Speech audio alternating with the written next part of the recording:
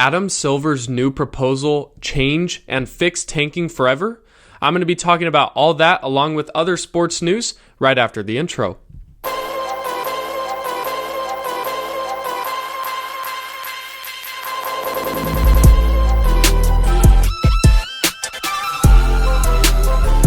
Thank you for tuning in to podcast number 92 of Sports Talk with JWock.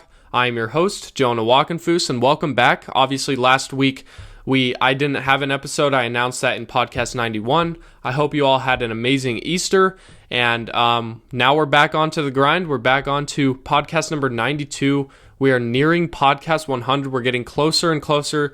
So if you have any ideas of maybe some guests I should bring on, or just ideas of an episode of and what I should talk about, let me know down below in the comments section. I would love to hear your thoughts and opinions.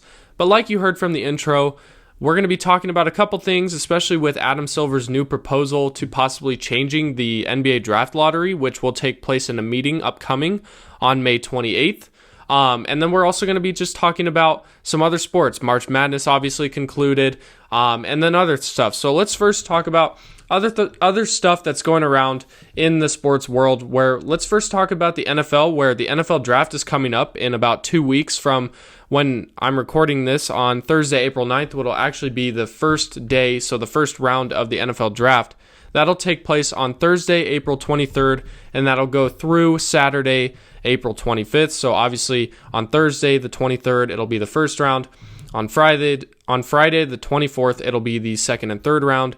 And then on Saturday, the 25th, it'll be rounds 4 through 7. So it's definitely going to be something to keep an eye on, especially as we're getting closer. But that's kind of all the NFL content I really wanted to talk about, just because it's kind of the same repetitive stuff that you see from ESPN and all that. And I don't really want to be like them. I want to kind of go on my own path. So let's move off of the NFL in this episode. The Masters started today. It started on April 9th as I'm recording this, and it'll go through Sunday, April 12th. So you guys are going to have an idea of who could possibly win closer by the time this video comes out on Saturday. It's definitely an interesting one. Someone I was rooting for was Bryson DeChambeau. He's a +4 at the end of the day today, so he's definitely off to a horrible start. Hopefully he can turn it around and try to get into the playoffs, but he's definitely on the outside looking in on that. But hey, you know what? I feel like the Masters is something that I haven't really paid attention to in my lifetime growing up, but now it's like, I kind of like golf. I'm getting into golf a little bit myself. I'm still horrible at it, but like, hey, you know what? Why not get into it a little bit and try to pay attention to the Masters a little more? It did look like Rory McIlroy was either tied for first or in second right now with a -5 at the end of the day. So that's something to keep in mind. Let me know if you guys pay attention to golf. Who are you rooting for in the Masters to get that green jacket? But anyways, let's go on to a big event. As I'm a Michigan fan for basketball. If you guys don't know that, I like Michigan basketball, Tennessee basketball, and then like I follow Boise State just because, you know, they're local. But Michigan gets the job done in the national championship. They won their second ever national title in school history for basketball. The last time they won was in 1989. So definitely a long time since they won their last one. And I tell you what, like, this Michigan team needs to be up for debate as the best Michigan team to ever play. I know some people will debate that 1989 team, along with also the Fab Five. Those are probably the three teams that would be mentioned as the best Michigan teams of all time. Personally, I think this current Michigan team that just won the national title should be considered the best team, because not only did they get the job done, they did that in dominant fashion. You look at the games, you know, they dominated the first and second round by 20 plus points. They go to the third round and it's like, okay, it's going to be a lot tougher. Still dominate again. Or Alabama, I guess, wasn't that dominant, but still it was pretty good. Like, they won in a significant way. Then they go and dominate Tennessee. They go against Arizona and dominate that, which I was not expecting. I actually had Arizona winning it, so I'm actually a little ashamed of myself that I didn't pick Michigan to win, to be honest. I was really battling back and forth between Arizona and Michigan, like, who's going to win? I ended up picking Michigan. I'm very upset about that, by the way. Like, as a Michigan fan, I shouldn't have rooted against my favorite team, but it is what it is. They dominated Arizona, and then they go against UConn. Honestly, had a pretty bad game. They weren't rebounding well. They weren't shooting well at all, and they still ended up pulling out that win. I do have to give credit to Dan Hurley and that UConn squad. They did the best they could to try to stay in that game and get the best possible way to win that game. They did very well in that category, but they couldn't get the job done. Michigan wins, and I tell you what, that Michigan team, I'm going to miss that team because that team was so fun to watch. I mean, they've already got, I would say, probably 3 players on that team that are going to go to the NBA this upcoming year. And Yaxel Lendeborg, who could be possibly a top 10 pick. Ade Mara, who is jumping into the lottery, it looks like, in a lot of mock drafts recently. And then Morez Johnson Jr., he's kind of a toss-up. He could go back and possibly try to increase his stock going into his junior year, or he could just end up risking it and being like a mid to later first-round pick. Anyways, I do think that Michigan team definitely deserves the national championship. They've been dominant all season long. They even were missing their backup point guard in LJ Kaysen. McKinney, the freshman, the true freshman, stepped up big time for Michigan in that run, and it was super fun to watch. And I'm like, I'm really going to miss this Michigan team, but I trust Dusty May, and I think he'll be able to get some really good transfers in. As actually Estrella, the forward for Tennessee last year, is transferring to Michigan already. So, and there are some other big names, but anyways, enough of March Madness. Actually, hang on.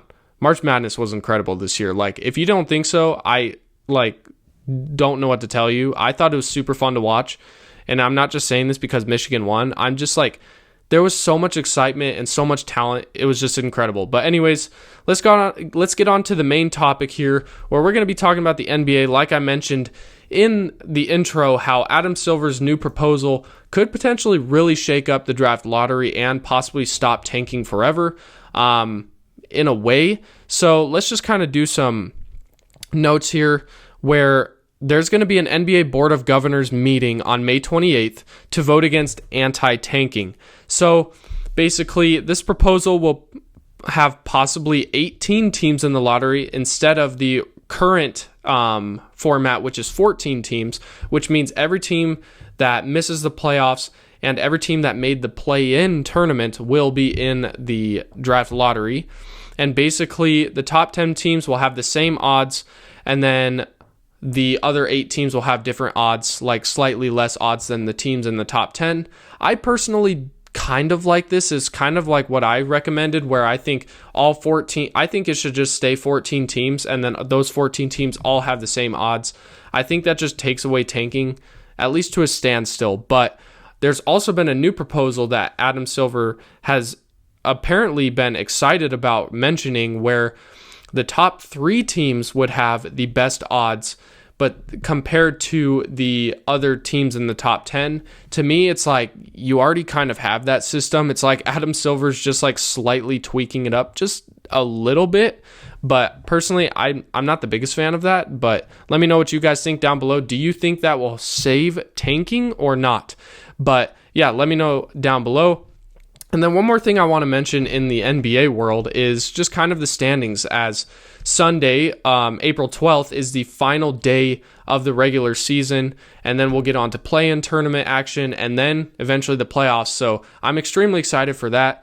Let's just, based off of April 9th of Thursday, these are the current standings. This is before any of the games happen tonight, so standings could change. But let's talk about the Eastern Conference. Let's just do the playoff race. I'm not going to mention the teams that are eliminated because there's really no point of mentioning them. So the number 1 seed is the Pistons. They actually lock that positioning in, so they're going to be the number 1 seed regardless. We have the number 2 Celtics, the number 3 Knicks. I believe the Celtics also locked in the number 2 seed. I'm not 100% sure on that. But we have the Knicks at 3, the Cavs at 4. They're both tied with 51 wins. But the Cavs have one more win or one more loss in 29 compared to the Knicks 28. The Hawks are the 5 seed. The Raptors are the 6 seed. The Magic are the 7 seed. 76ers 8 seed. Hornets 9 seed. And Heat 10 seed. Something to keep in mind is the Hawks, Raptors, and Magic are all basically within a game between each other. The Hawks have 45 wins, the Raptors have 44 wins, and the Magic have 44 wins. And you guys might be wondering, well, why is that significant? Well, the Magic right now are the 7th seed. If they can get up a little higher, they could get in and completely avoid the play-in tournament completely, which is huge. And we just saw that Anthony Black, who's been a standout point guard, basically breaking out this year, is back and relatively healthy. So that could really help out the Orlando Magic to try to make a run. And then you got the Hawks and the Raptors obviously trying to keep that 5 and 6 spot so they avoid the play-in tournament, especially the Hawks, because it feels like they've been in the play-in tournament for multiple years in a row now. But let me know, who do you think is going to make it out of the Eastern Conference this year? Which team will represent the Eastern Conference in the NBA Finals? If I were to give a prediction right now, I think it's either going to be the New York Knicks or the Detroit Pistons. I do think Boston's a great team.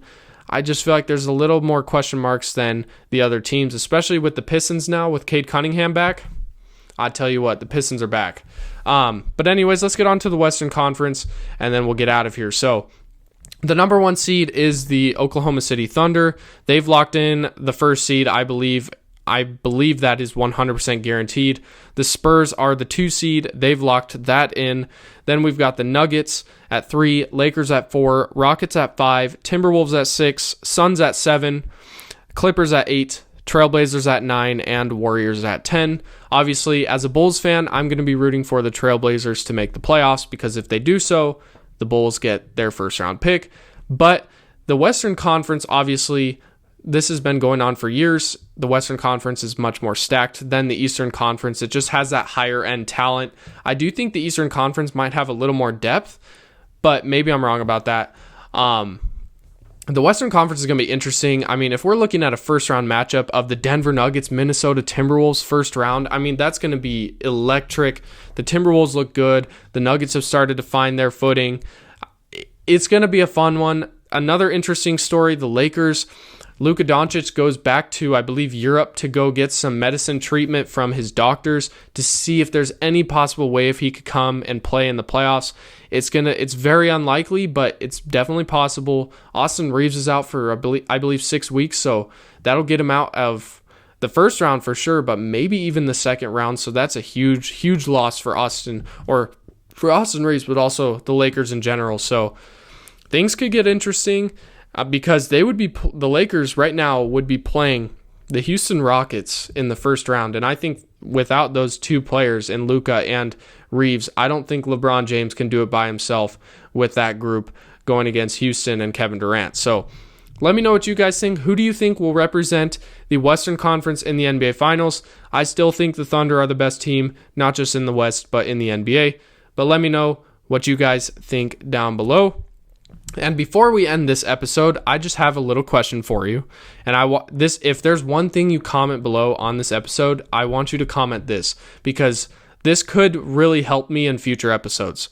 So I want you to comment down below a random quote-unquote sport that I can talk about in future episodes. Maybe I'll show a little clip of what the sport is, and then we can debate, is it a sport or not, and does it take an athlete to play that quote-unquote sport?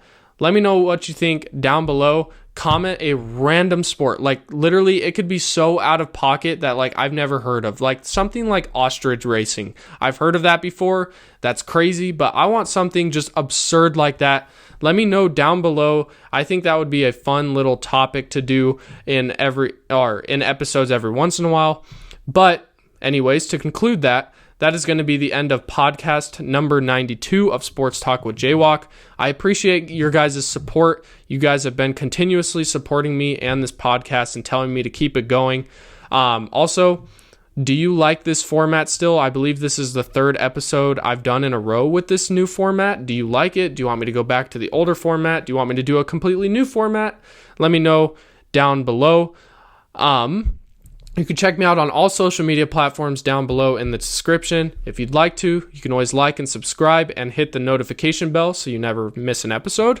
But anyways, once again, thank you guys so much for your patience. Thank you for letting me have a week off, and I'm excited to be back on the podcast and doing weekly episodes. And I hope you all have an amazing week. God bless.